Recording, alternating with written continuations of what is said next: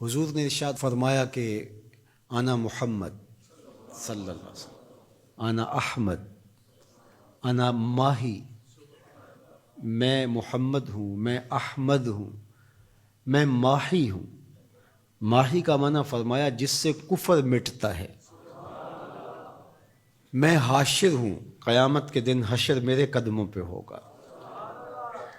پھر ارشاد فرمایا انا العاقب، میں عاقب ہوں، اور پھر اس کی خود ہی تشریح فرمائی عاقب وہ ہوتا ہے جس کے بعد کوئی نبی نہیں ہوتا۔ آخر بھی وہی ہے، اول بھی وہی ہے۔ حضرت جابر رضی اللہ تعالیٰ عنہ نے حضور سے سوال کیا متی وجبت لک النبوۃ، آپ کو نبوت کب ملی؟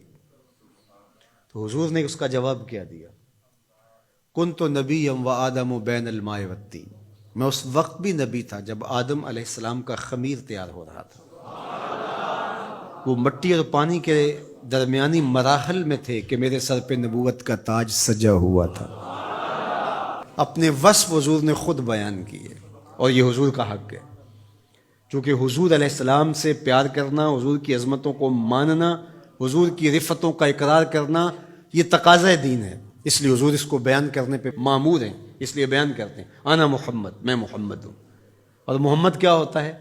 یہ حمد سے ہے، حمد تعریف کو کہتے ہیں، خوبی بیان کرنے کو۔ تو محمد کا معنی ہوا الذی یحمد حمدا بعد حمد، چونکہ یہ باب تفعیل ہے۔ اور طلباء سے پوچھئے جو کم از کم خاصیت ابواب پڑھ چکے ہیں، وہ جانتے ہیں کہ تفعیل کے خواص میں سے ہے کہ وہ کثرت ماخذ چاہتا ہے، تحمید، کثرت حمد۔ صرف یصرف کا معنی پھرنا ہے، صرف یصرف تصریف کا معنی خوب پھرنا ہے۔ تو یہ تفعیل پہ جب کوئی بھی چیز لے کر آئیں گے تو اس کے معنی میں کثرت پیدا ہوتی ہے۔ تو حامدہ یحمدو کا معنی حمد کرنا ہے، اور حمدہ یحمد تحمید کا معنی خوب حمد کرنا ہے، اور اس سے محمد نکلا تو پھر اس کا معنی یہ ہوا الذی یحمد حمدا بعد حمد۔ محمد وہ ہوتا ہے جس کی بار بار تعریف کی جائے، قلم ٹوٹ جائیں تعریف پھر بھی ختم نہ ہو، سیاہیاں سوکھ جائیں تعریف پھر بھی ختم نہ ہو، کاغذ ختم ہو جائیں تعریف پھر بھی ختم نہ ہو، زندگیاں ختم ہو جائیں تعریف پھر بھی ختم نہ ہو، زمانے بیت جائیں، صدیاں لد جائیں تعریف پھر بھی ختم نہ ہو۔ محمد وہ ہوتا ہے تھک جائیں ہار کے ہاتھ باندھ کے کہیں لا یمکن الثناء کما کان حقہ بعد از خدا بزرگ تو ہی، ہم نے اپنے بڑوں سے سنا ہے ایک اللہ ہی تم سے بڑا ہے۔ محمد وہ ہوتا ہے جس کی بار بار تعریف کی جائے، تعریف کی اپنی تعریف ختم ہو جائے، محمد کی تعریف ختم نہ ہو۔ الذی یحمد حمدا بعد، تو جو حضور کا نام ہی لے گا تو تعریف کرے گا، اس کا معنی یہ ہے۔ اچھا ہم لوگ تو جانتے نہیں ہیں عربی، لیکن عرب تو جانتے تھے کہ محمد کا معنی کیا ہے۔ تو ایک دن انہوں نے دارالندوہ میں بیٹھ کے میٹنگ کی، صحیح بخاری میں روایت ہے، انہوں نے کہا کہ عجیب آدمی ہو تم تو اہل زبان ہو نا، اور محمد بھی کہتے ہو اور عیب بھی لگاتے ہو، یہ کیا بات ہوئی؟ انہوں نے کہا یار بات تو ٹھیک ہے، کہا پھر ایک کام کرو، یا محمد کہنا چھوڑ دو یا عیب لگانا چھوڑ دو۔ انہوں نے کہا ٹھیک ہے، ہم عیب لگانا تو نہیں چھوڑیں گے، بغض تھا، بھرا ہوا تھا نس نس میں۔ کہا ہم نام بدل لیتے ہیں۔ جی بدل لیں، کیا بدلیں گے؟ کہا مزمم رکھ لیتے ہیں، معاذ اللہ۔ تو جس طرح باب تفعیل پہ محمد ہے حمد سے، اس طرح باب تفعیل سے ہی مزمم آتا ہے، اور یہ مذمت سے ہے۔ تو انہوں نے معاذ اللہ بار بار مذمت کیا گیا، اس معنی میں لفظ مزمم نام رکھ لیا۔ تو وہ اس طرح مزمم کہہ کے اپنے خوب سے باطن کا اظہار کرنے لگے۔ تو کسی صحابی نے سنا، دل دکھا، حضور کی خدمت میں آیا، کہ حضور وہ مزمم کہہ کے گالیاں دیتے ہیں۔ تو آقا کریم نے فرمایا تم نے دیکھا نہیں ہے کہ تمہارے رب نے ان کا منہ کیسے پھیر دیا؟ یشتمون مزمما ویلعنون مزمما وانا محمد۔ وہ کسی مزمم کو گالیاں دے رہے ہیں، وہ کسی مزمم پر لعنتیں کر رہے ہیں، میرے رب نے مجھے محمد بنایا ہے۔ محمد ہوتا ہی وہ ہے جس کی بار بار تعریف کی جائے۔ ہم حضور علیہ السلام کے لیے حضور کی مدح کی کوئی مجلس نہ بھی قائم کریں، جب اللہم صلی علی محمد کہتے ہیں تو لفظ محمد ہی حضور علیہ السلام کا قصیدہ ہے، حضور کا نام ہی حضور کا قصیدہ ہے۔ اس لیے محمد محمد بولتے رہو، یہ زندگی کا وظیفہ بنا لو۔ یہ میٹھا نام ہے، یہ نام کوئی کام بگڑنے نہیں دیتا، یہ نام کوئی کام بگڑنے نہیں دیتا، بگڑے بھی بنا دیتا ہے نام محمد صلی اللہ. کتنا میٹھا نام ہے، کتنا دل آویز نام ہے، اللہ اکبر. تو جب محمد کہیں، محمد کہیں تو یہ تعریف ہوتی چلی جاتی ہے. تو کہا اللہ نے ان کے منہوں کو کیسے پھیر دیا. وہ کسی مزمم کو گالیاں دے رہے ہیں، میرے رب نے مجھے محمد بنایا ہے.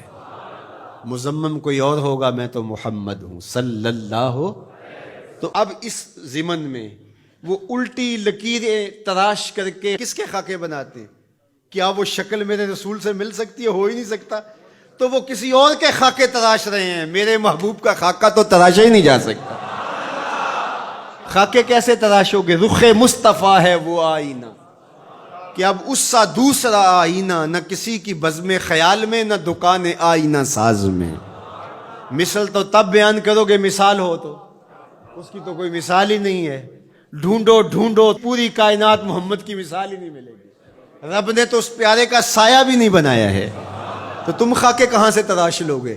تم کسی مزمم کی بات کر رہے ہو. محمد محمد ہے، محمد محمد ہے. محمد کے خاکے تراشے نہیں جا سکتے، محمد کی شبیہ بنائی نہیں جا سکتی. رب نے کائنات میں ایک ہی محمد بنایا ہے.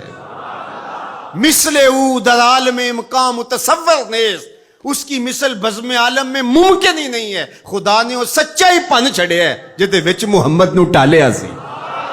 حسینہ جمیلاں دا منہ موڑ دیتا، محمد بنا کے قلم توڑ دیتا. یہ کس کی لکیریں تلاش رہے ہیں؟ یہ کس کے خاکے بنا رہے ہیں؟ میرے محمد کو رب نے بے مثال بنایا ہے. کوئی مثل نہیں ڈھولن دی، کوئی مثل نہیں ڈھولن دی. چپ کر میرے علی اتھے جا نہیں بولن دی. یہاں تو لفظ بھی گنگ ہو جاتے ہیں، یہاں تو لفظ بھی ساتھ چھوڑ جاتے ہیں. تیرے جلووں کے آگے ہمت شرح و بیاں رکھ دی. تیرے جلووں کے آگے ہمت شرح و بیاں رکھ دی. زبان بے نگاہ رکھ دی، نگاہ بے زبان رکھ دی. جس نے دیکھا ہے وہ بول نہیں سکتی. حضرت عمر بن عاص رضی اللہ تعالیٰ عنہ، صحیح بخاری اٹھائیے، ان سے تابعی جا کے پوچھتے ہیں تو وہ رونے لگے، دیوار کی طرف رخ کر دیا اور روئے اور خوب روئے. اور پھر رخ پھیرا تو آنے والوں سے کہا کہ لو سئلت ان اصفہ ما اتقت، اگر تم مجھے یہ پوچھنے آئے ہو نا کہ حضور کیسے تھے، اللہ کی قسم میں طاقت نہیں رکھتا. یہ کون کہہ رہا ہے جو شام سویرے دیکھتا رہا؟ پیر وارث شاہ نے بھی قلم توڑ ہی دیا. جنہ ویکھیا نہیں او کرن گلاں، جنہ ویکھیا ہو تے بول دے نہیں. جنہ ویکھیا نہیں او کرن گلاں، جنہ ویکھیا ہو تے بول دے نہیں. جڑے محرم راز حقیقت دے او راز حقیقت کھول دے نہیں.